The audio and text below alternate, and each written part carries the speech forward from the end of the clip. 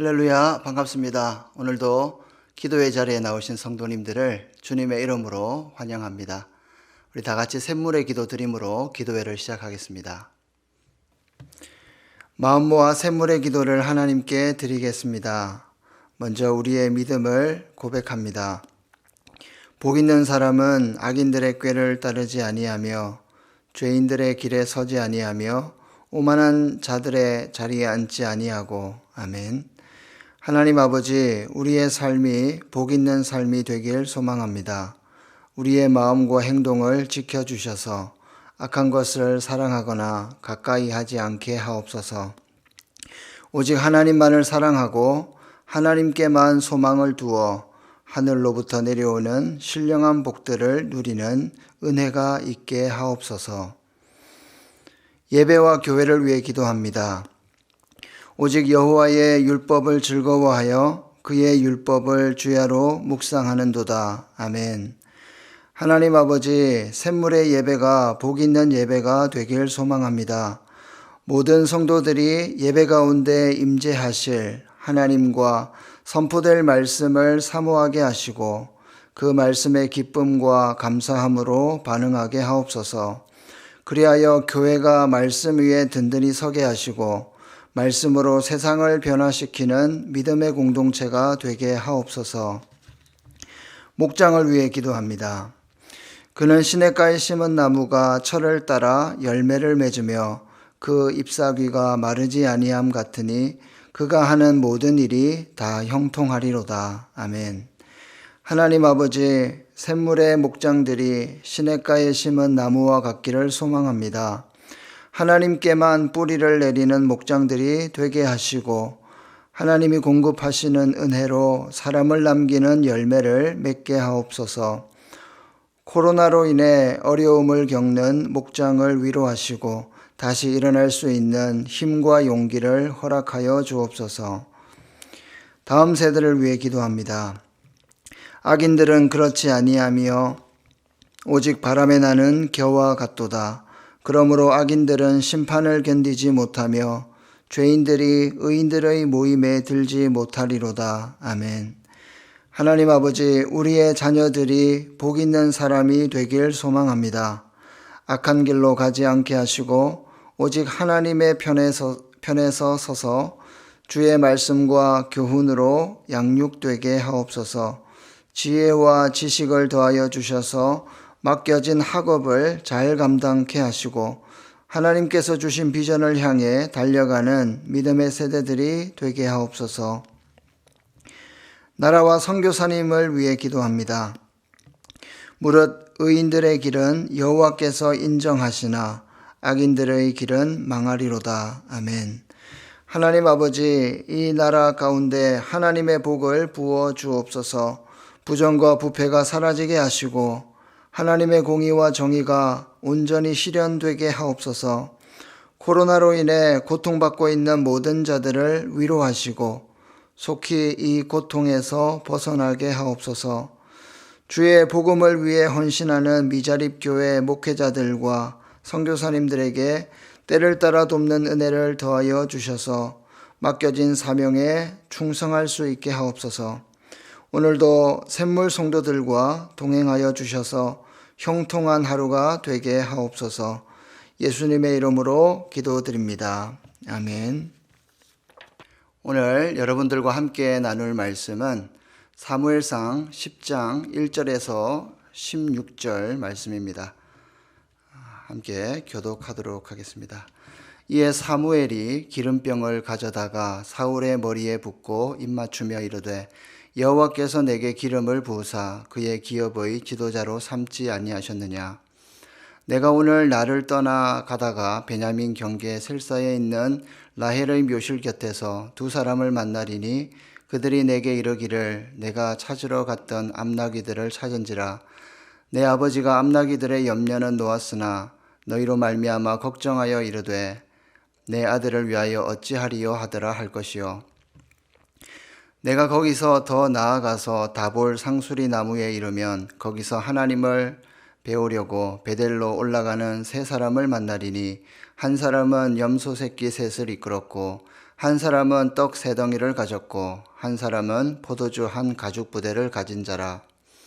그들이 내게 문안하고 떡 두 덩이를 주겠고 너는 그의 손에서 받으리라. 그 후에 내가 하나님의 산에 이르리니 그곳에는 블레셋 사람들의 영문이 있느니라.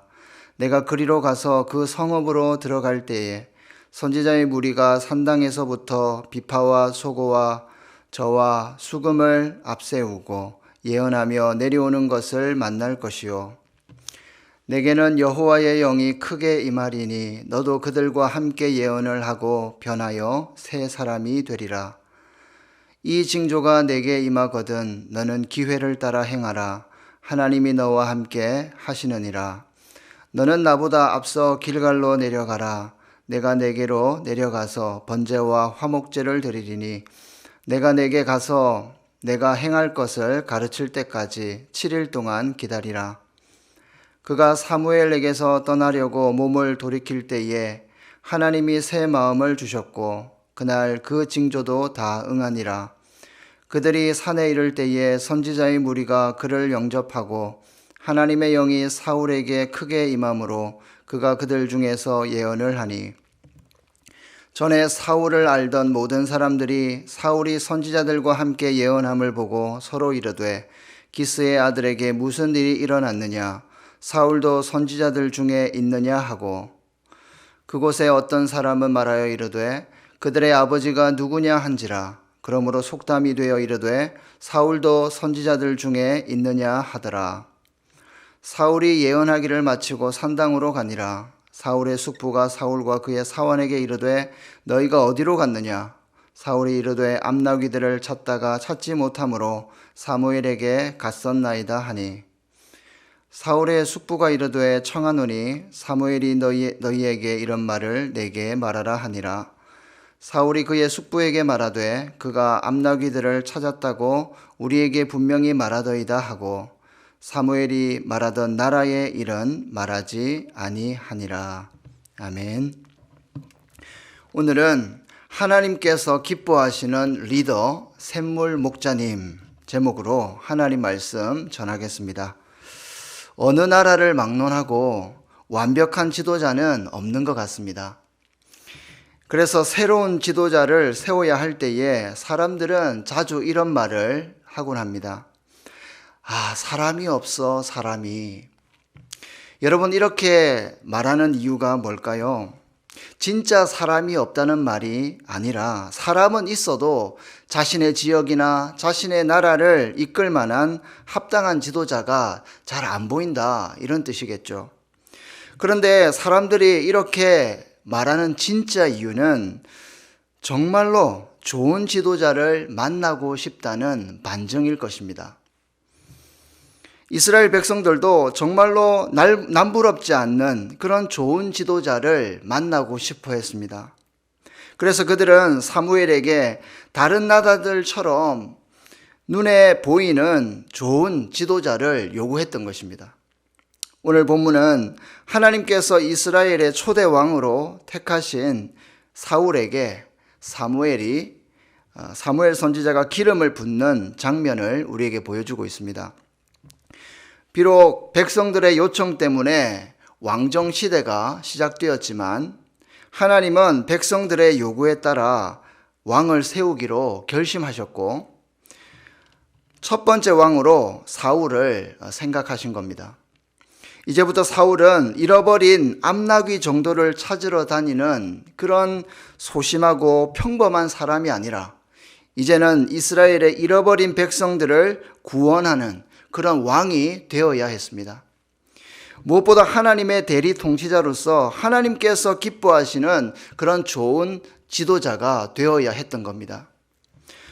성도 여러분, 하나님은 오늘도 이렇게 좋은 리더를, 좋은 지도자를 찾으십니다.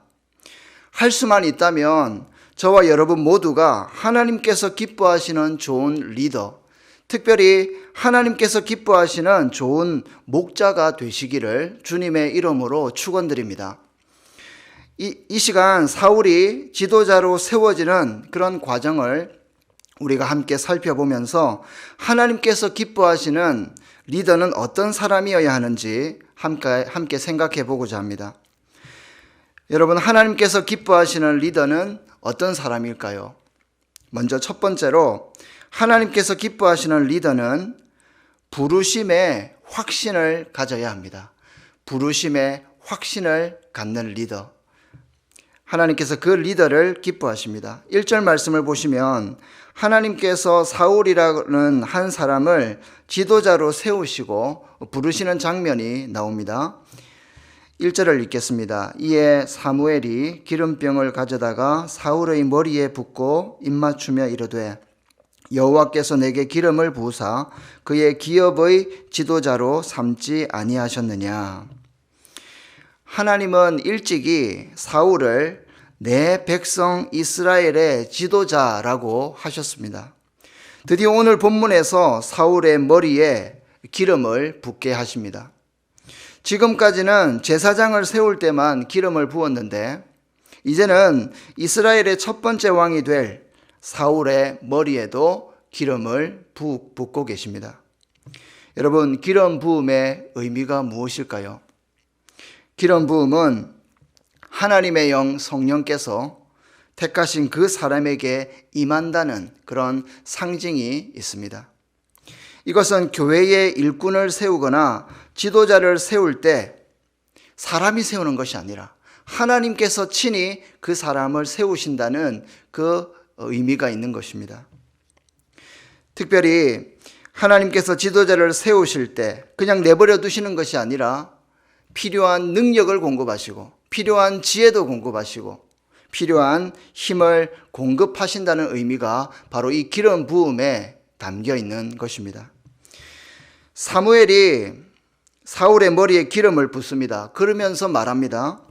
여호와께서 당신에게 기름을 부어 그의 기업의 지도자로 삼으십니다. 그의 기업과 내 백성을 위해 지도자를 세운다. 이 말은요, 왕의 일이 단지 정치를 하거나 전쟁을 하거나 무슨 그런 나라를 경영하는 그런 자가 아니라 하나님께서 기뻐하시는 지도자는 왕보다 높으신 하나님의 말씀을 먼저 지키고 순종해야 하는 자임을 말하는 것입니다.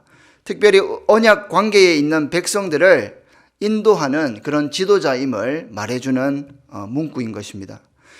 하나님께서 기뻐하시는 지도자는 세상의 기준보다 훨씬 고귀하고 가치가 있습니다. 그런데 정작 한 나라의 리더가 되어야 하는 사울은 자신이 볼 때 어떻습니까? 너무 초라해 보이고 자격이 없어 보였던 것입니다. 왜냐하면 자신은 베냐민 지파였기 때문입니다. 여러분, 당시 베냐민 지파는 과거 사사시대 때 레위인 첩 사건 때문에 지파가 완전히 망할 뻔했습니다. 몰락 위기를 경험했습니다. 더욱이 베냐민 지파는 막내 지파입니다. 내전 때문에 인구도 얼마 남지 않았기 때문에 정치적으로 보면 제일 열악한 그런 지파였습니다. 그러나 누가 봐도 부족하고 연약한 인간 지도자 사울을 위해서 하나님은 부르심의 확신을 주시고 잘할 수 있다고 격려를 하십니다. 2절에서 9절 말씀을 여러분들이 한번 살펴보시면 사울에게 왕이 될 것이라는 세 가지 징조를 하나님께서 친히 보여주십니다. 첫 번째 징조와 두 번째 징조는 부르심의 외적 증거입니다. 사울이 집으로 돌아가는 길에 사람을 만나게 될 것인데 먼저 두 사람을 통해서 암나기를 찾았다는 말을 듣고 아버지가 사울을 걱정한다는 말을 듣게 될 것이다. 이것이 첫 번째 징조였고, 두 번째는 다시 세 사람을 만나게 되는데 그 세 사람이 떡 2덩이를 준다는 겁니다. 반면에 세 번째 징조는 부르심의 내적 증거로 볼 수 있는데 그 징조는 예언하는 선지자의 무리를 만나게 되는데 여호와의 영이 사울에게 임한다는 것입니다. 그래서 사울의 마음이 완전히 변화를 받아서 새롭게 된다는 그런 징조의 말씀이었습니다. 9절 말씀을 보면 그가 사무엘에게서 떠나려고 몸을 돌이킬 때에 하나님이 새 마음을 주셨고 그날 그 징조도 다 응했다라고 성경은 기록하고 있습니다. 성도 여러분, 하나님께서 기뻐하시는 리더는 이렇게 부르심에 확신을 가져야 합니다. 우리가 믿는 여호와 하나님은 교회를 위해서, 하나님 나라를 위해서 지도자나 리더를 세우십니다. 특별히 우리 교회 안에 목자님을 불러서 세우십니다. 그런데 그냥 부르시는 것이 아니라 확신도 주시고 또 목자님에게 필요한 새 마음과 능력도 주시는 분이십니다. 그러므로 성도 여러분, 특별히 우리 목자님들, 하나님께서 기뻐하시는 리더는 부르심에 확신이 있어야 된다는 사실을 기억하시면 좋겠습니다. 디모데후서 1장 9절은 말씀합니다. 하나님이 우리를 구원하사 거룩하신 소명으로 부르심은 우리의 행위대로 하심이 아니요 오직 자기의 뜻과 영원 전부터 그리스도 예수 안에서 우리에게 주신 은혜대로 하심이라. 이 말씀처럼 하나님께서 여러분들을 샘물의 리더로, 샘물의 목자님으로 세우신 것은 여러분들의 어떤 행위나 노력 때문이 아니라, 그리고 우연이 아니라 하나님의 신실하신 계획과 뜻 안에서 세워졌다는 것을 확신하시길 바랍니다. 성도 여러분, 하나님께서 여러분들을 샘물교회의 목자로 세우신다는 것을 확신하시고 그리고 이미 그 부르심을 받았다면 더욱더 흔들리지 말고 부르심의 확신 가운데 나아가시길 바랍니다. 하나님께서 저와 여러분들이 얼마나 부족한 사람인지 잘 아십니다. 그럼에도 불구하고 우리를 목자로, 직분자로 부르십니다. 즉 하나님의 대리 통치자로 부르시는 겁니다. 부족하면 하나님께서 능력도 주시고 힘도 공급하실 것입니다. 긴가민가 할 때는 여러 가지 증거를 또 보여주실 것입니다. 예를 들어서 저 같은 경우에는 목회자로 부르신 것을 확신할 수 있었던 내적 증거가 있었습니다. 그게 뭐냐 하면 성령님의 역사하심으로 일어난 회심이었습니다. 인격의 변화가 일어났습니다. 그리고 그 인격의 변화가 삶의 변화로 이어졌습니다. 이것이 저의 내적 부르심의 증거였습니다. 그러면서 목회자가 되고 싶은 거룩한 열망이 제 안에 일어났습니다. 하나님께서 주시는 마음이었죠. 결코 제가 할 수 있는 일이 아니었습니다. 그리고 외적 증거로는 주변의 사람들, 특별히 친구들, 목사님, 그리고 간사님, 이런 영적인 사람들을 통해서 너는 목회자가 되면 좋겠다, 이런 이야기들을 자주 들었습니다. 심지어 핍박하던 어머니도 목사하라고 인정을 해 주셨습니다. 뿐만 아니라 기도에 응답하심으로 그 외적인 부르심을 확인을 할 수 있었던 겁니다. 물론 사람마다 부르심의 방법은 다 다를 수 있습니다. 그러나 분명한 것은 저와 여러분들을 영혼을 돌보는 리더로, 특별히 목자로 부르신다는 것입니다. 목자의 직분은 교회를 통해서, 담임 목사님을 통해서 임명을 받지만 목자의 직분은 하나님께서 주신 직분인 것입니다.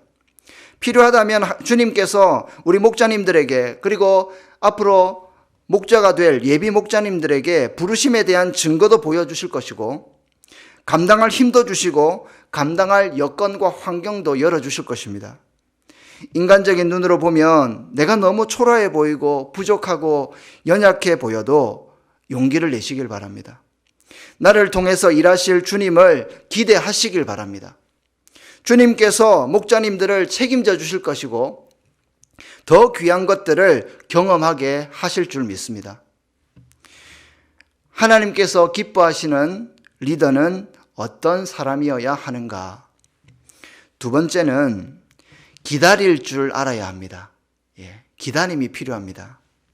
하나님의 때를 믿고 기다릴 줄 아는 사람이 지혜로운 리더입니다. 8절 말씀을 보겠습니다. 너는 나보다 앞서 길갈로 내려가라. 내가 내게로 내려가서 번제와 화목제를 드리리니 내가 내게 가서 내가 행할 것을 가르칠 때까지 7일 동안 기다리라. 여러분, 여기서 7일 동안 기다리라 이 말은요, 앞으로 7일 후에 내가 너에게 갈 것이다, 그때까지 기다리라, 이게 아닙니다. 이 말씀은 사무엘이 말한 징조가 이루어지면 길갈로 갈 것인데, 거기 가서 그 길갈에서 해야 할 일을 알려줄 때까지 7일 동안 기다리라는 것입니다. 7일을 기다리라는 것이죠. 사울이 왕이 되기까지 아직 필요한 과정이 남았다는 것을 보여줍니다. 그것이 뭡니까? 그것은 다름 아닌 기다림이었습니다. 하나님이 기뻐하시는 리더는 이렇게 기다릴 줄 알아야 합니다. 어느 회사에 신입사원을 모집하고 마지막 면접을 치르는데 시간을 정해놓고 1시간을 말없이 그냥 기다리게 했다고 합니다. 처음에는 점잖게 기다리던 사원들이 10분이 지나고 30분이 지나고 1시간이 가까워지자 자세가 흐트러지는 사람, 떠드는 사람, 나중에는 심지어 회사를 욕하는 사람, 그런 사람들이 생겨나더랍니다. 이렇게 사람을 기다리게 해보면 그 사람의 본심이 드러나고 됨됨이가 드러나듯이 리더로, 목자로 부름을 받은 자들은 주님의 때를 믿고 기다릴 수 있어야 합니다. 예레미야애가 3장 25절 26절은 말씀합니다. 기다리는 자들에게나 구하는 영혼들에게 여호와는 선하시도다. 사람이 여호와의 구원을 바라고 잠잠히 기다림이 좋도다. 아멘. 사랑하는 성도 여러분, 하나님께서 기뻐하시는 리더는 기다릴 줄 알아야 합니다. 어떤 리더에게는 실력이 있고 모든 것을 갖추고 있다 하더라도 하나님께서 일하시는 시기가 있을 수 있습니다. 스스로 다 준비된 것 같아도 사실은 미흡한 점들이 있을 수 있습니다. 이것을 간과하고 자신의 혈기로 함부로 덤벼들면 낭패를 당할 수 있습니다. 여러분 가운데 목자로 혹은 직분자로 어떤 공동체의 리더로 부름을 받고 모든 준비가 이제 다 끝나고 이제 일만 하면 되겠다고 생각이 들 때가 올 수 있습니다. 그런데 막상 일을 하려고 보면 하나님이 일을 시키지 않습니다. 여러분, 이럴 때 어떻게 하시겠습니까? 그때는 그냥 기다리면 좋습니다. 기다리는 것이 제일 좋은 방법입니다. 성경을 통해서 만나는 하나님은 어떤 하나님입니까? 급하게 일하시는 분이 아닙니다. 기다림을 통해서 때가 되었을 때 그때 일하시는 분이심을 우리는 성경을 통해서 주님을 보게 됩니다. 우리가 알다시피 사울은 기다림에 실패한 리더였습니다. 사무엘상 13장을 보면 블레셋과의 전쟁이 일어났을 때 사무엘이 길갈에 늦게 온다고 판단을 해버린 겁니다. 그래서 7일을 기다리지 못하고 자기 마음대로 그냥 번제를 드려버렸습니다. 이 일로 하나님은 사울의 나라는 얼마 가지 않을 것이다.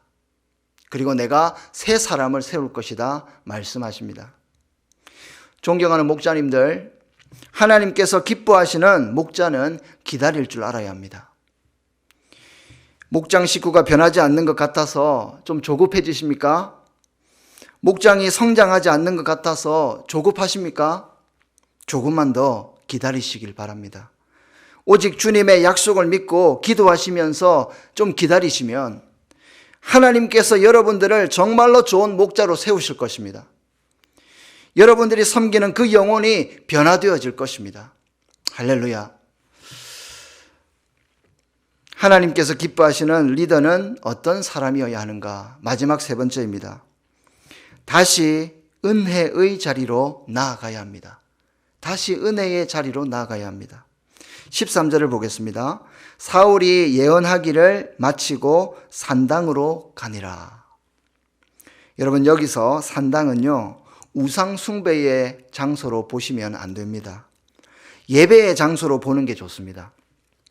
당시에는 아직 중앙 단일 성소의 개념이 약했던 시절이라서 성막이 있던 실로 외에도 길갈, 베델, 기브아와 같은 그런 주요 지역에 하나님을 예배하는 처소가 있었던 겁니다. 여러분, 사울은 왜 예언을 마치고 집으로 가지 않고 다시 산당으로 갔을까요?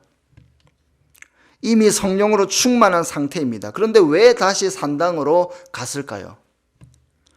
전후 문맥을 한번 살펴보시면 그 이유를 우리가 짐작할 수가 있는데, 사울은 다시 은혜를 사모함으로 산당을 갔던 것입니다.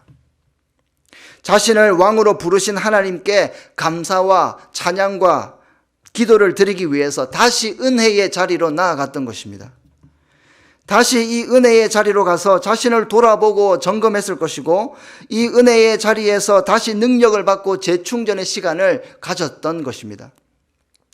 이 구절에서 우리는 사울이 기도의 사람, 예배의 사람이 되었음을 짐작할 수 있는 겁니다.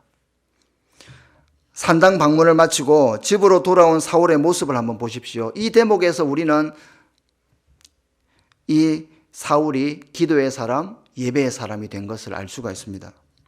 그의 행동이 이전보다 훨씬 더 성숙해진 것을 우리가 보게 됩니다. 뭐냐면 그의 숙부가 그에게 이런저런 질문을 하죠. 그때 사울이 어떻게 대답합니까? 그냥 몇 가지만 이야기를 하고 정말 핵심적인 것은 말하지 않고 침묵합니다.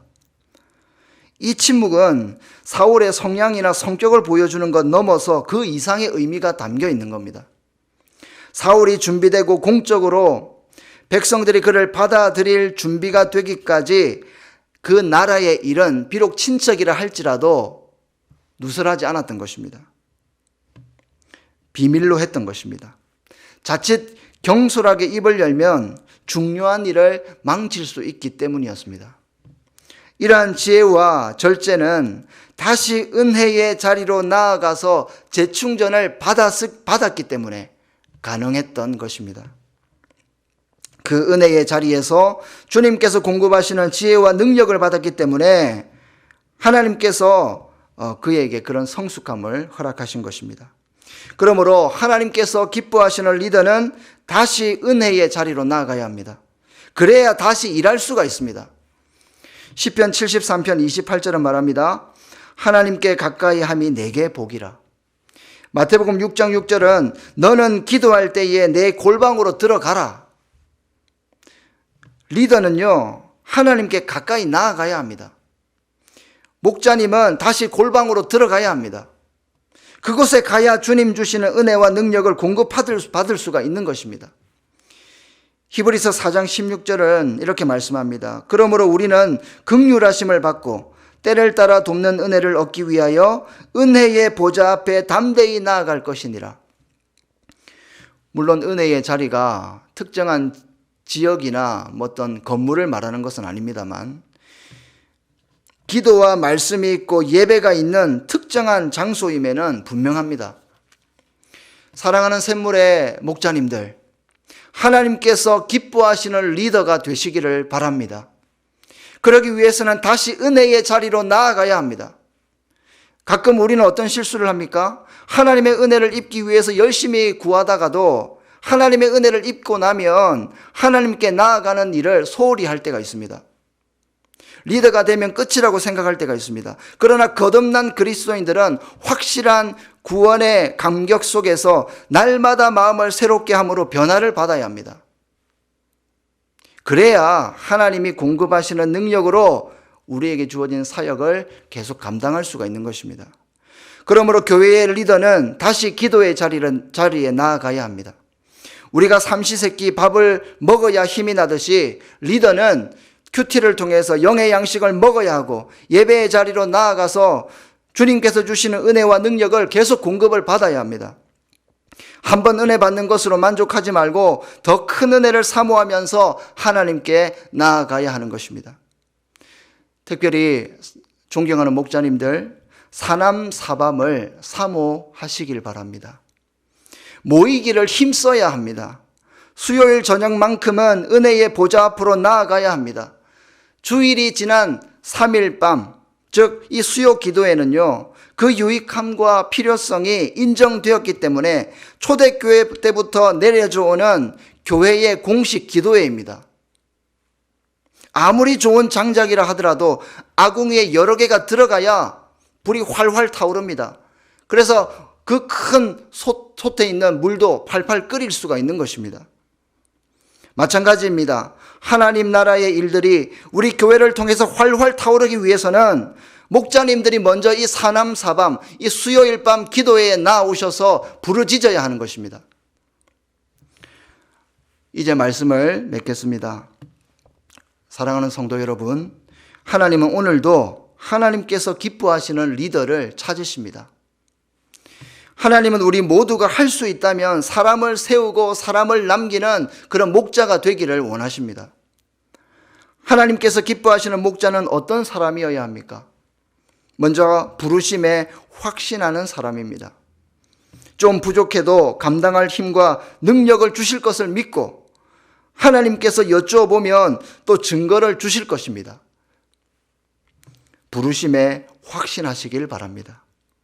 두 번째로 기다릴 줄 알아야 합니다. 우리가 하나님의 때와 하나님의 타이밍을 믿고 기다릴 때에 하나님은 우리를 귀하게 사용하실 것입니다. 마지막으로 부르심을 받았다면 다시 은혜의 자리로 나아가시길 바랍니다. 오늘 말씀을 듣는 저와 여러분 모두가 하나님께서 기뻐하시는 리더가 되시고 할 수 있다면 샘물의 목자님으로 언젠가 우리가 헌신되어질 수 있기를 소망합니다. 하나님의 대리 통치자로서 우리가 리더가 되어서 하나님께서 주시는 그 놀라운 영광을 맛보시는 저와 여러분 되시기를 주님의 이름으로 축원드립니다. 오늘 하루도 승리하십시오.